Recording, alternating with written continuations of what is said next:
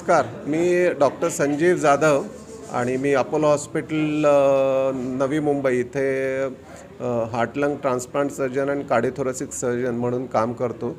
आजची press conference ही आमचे जे 100% हार्ट ट्रान्सप्लांटचे रिझल्ट्स आहेत त्याच्याविषयी माहिती देण्यासाठी बोलवली होती आणि ह्याच्यातनं जी ऑर्गन डोनेशनची जनजागृती होईल आणि ह्यातनं पेशंट जे हार्ट फेल्युअर आणि लंग फेल्युअरचे पेशंट्स आहेत त्यांना एक आयडिया येईल की असं हार्ट ट्रान्सप्लांट आणि लंग ट्रान्सप्लांट ही एक सोय अस्तित्वात आहे आणि त्याचे रिझल्ट्स खूप चांगले आहेत नवी मुंबईमध्ये, जेणेकरून त्यांना फायनान्शियल हेल्प पण होऊ शकते अशी पण आम्ही सोय करून ठेवलेली आहे. तर त्यांनी या गोष्टीचा फायदा घ्यावा आणि बऱ्याच वेळा हे पेशंट्स खूप निराश झालेले असतात वर्षानुवर्ष ट्रीटमेंट घेऊन. तर निराश न होता जे ॲप्रोप्रिएट डॉक्टर्स आहेत, एक्स्पेशली सर्जन आणि ट्रान्सप्लांट सर्जन, त्यांचा सल्ला घ्यावा. कारण बऱ्याच वेळा हे ट्रान्सप्लांट सर्जनपर्यंत पेशंट पोहोचतच नाहीत. तर ज्यांचं हृदय निकामी झालं किंवा हार्टचं फंक्शन 15-20-25% आहे, ज्यांचं फुफ्फुसं खराब झाले आहेत, ज्यांना होम ऑक्सिजन लागतो आहे, अशा लोकांनी हार्ट लंग ट्रान्सप्लांट सर्जनचं ओपिनियन घेणं फार गरजेचं आहे. आणि आमचं रेग्युलर काम बायपास सर्जरी, व्हाल्व रिप्लेसमेंट आणि हृदयाच्या ज्या कॉम्प्लेक्स सर्जरीज असतात, फुफ्फुसाच्या कॉम्प्लेक्स सर्जरी असतात, त्याच्या व्यतिरिक्त आम्ही नवी मुंबई अपोलोमध्ये हे हार्ट लंग ट्रान्सप्लांट करतो. आत्तापर्यंत आम्ही 72 हार्ट लंग ट्रान्सप्लांट मी केलेले आहेत स्वतः आणि किडनी ट्रान्सप्लांट केलेत आणि भारतातले पहिले 2 गर्भाशय ट्रान्सप्लांट पण केलेत. आणि अनुभव मला बघायला गेलं तर 7,000च्या वर हार्ट लंग सर्जरीचा अनुभव आहे आणि one of the best surgical results with international standard असे आहेत. तर याचा नक्की फायदा घ्यावा. हार्ट ट्रान्सप्लांटसाठी साधारणतः 20 ते 25 लाखाचा खर्च येतो, पण त्या खर्चाने खचून जायची गरज नाही आहे, कारण तो खर्च आपल्याला उभा करता येतो. बरेच NGOज आहेत आमच्याकडे आणि तर तो खर्च आम्ही उभा करतो. हृदयविकार वाढण्याचे नेमके कारण काय आणि ते कोणत्या वयोगटात जास्त असतं?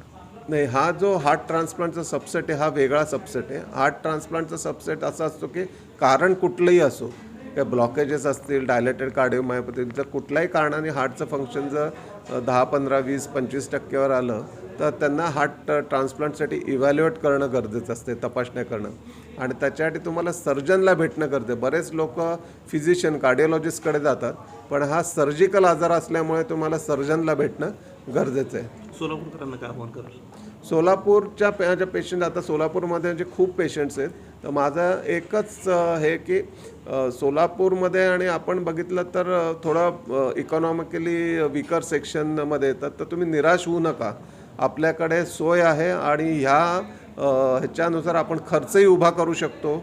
आमच्याकडे जे टीम ऑफ डॉक्टर्स आहेत तर ते पूर्णपणे पेशंटला, आता तुम्ही जर बोलला असतात तर तुम्हाला इझिली कळलं असतं की पेशंटला किती पेशंट फॉलोअपला येतात, त्यांना कुठलेही आम्ही चार्जेस घेत नाही.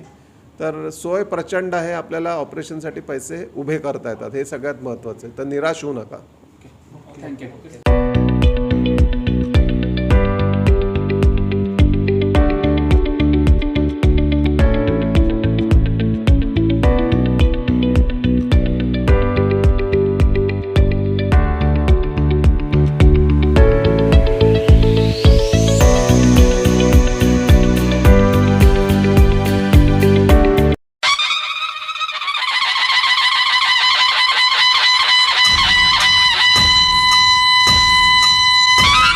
सिंहासारखे काळीज, वाघासारखी चाल, राजासारखे मन, मनासारखा राजा. महाराष्ट्र राज्याचे विकास रत्न, उपमुख्यमंत्री तथा राष्ट्रवादी काँग्रेस पक्षाचे राष्ट्रीय अध्यक्ष माननीय श्रीयुत अजितदादा पवार यांना वाढदिवसाच्या हार्दिक शुभेच्छा. शुभेच्छुक इच्छा भगवंताची मित्रपरिवार, सोलापूर.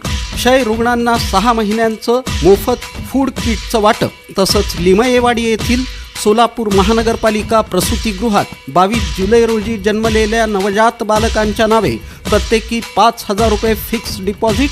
त्याचप्रमाणे आदरणीय दादांच्या वाढदिवसानिमित्त भव्य जिल्हास्तरीय कबड्डी स्पर्धेचं आयोजन, विजेत्या स्पर्धकांना आकर्षक बक्षिसांचं आयोजन. आयोजक इच्छा भगवंताची स्पोर्ट्स क्लब आणि सोलापूर जिल्हा कबड्डी असोसिएशन.